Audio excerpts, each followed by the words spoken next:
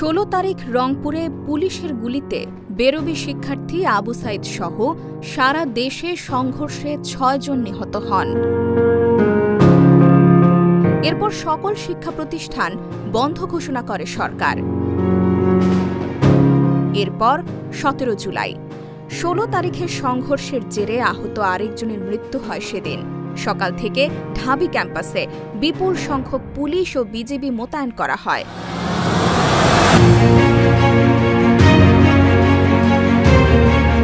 সারা দেশে নিহতদের মাগফিরাত কামনায় ঢাকা বিশ্ববিদ্যালয়ের ভিসি চত্বরে পুলিশের বাধা অতিক্রম করে গায়েবানা জানাজা আদায় করেন আন্দোলনকারীরা। সেদিন ঢাকা বিশ্ববিদ্যালয় থেকে সম্পূর্ণ নিয়ন্ত্রণ হারায় ছাত্রলীগ।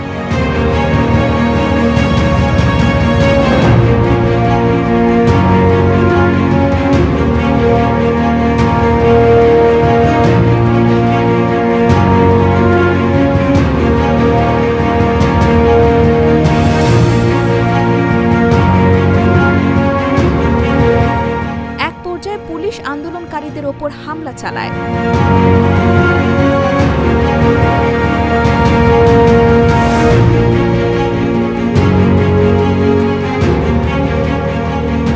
অনির্দিষ্টকালের জন্য ঢাবির হল বন্ধের ঘোষণা আসে।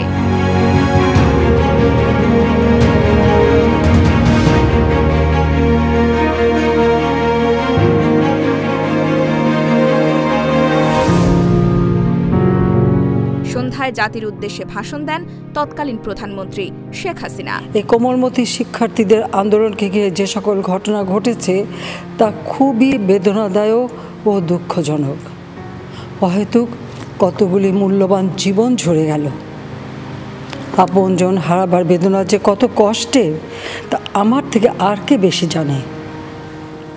রাতে ঢাবি উপাচার্য তার বাসভবনে তৎকালীন শিক্ষামন্ত্রীর সঙ্গে এক জরুরি বৈঠক করেন।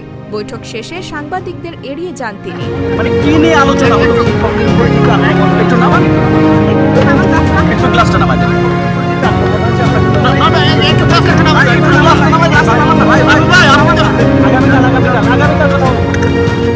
শেষ হয় রক্তক্ষয়ী আরও একটা দিন।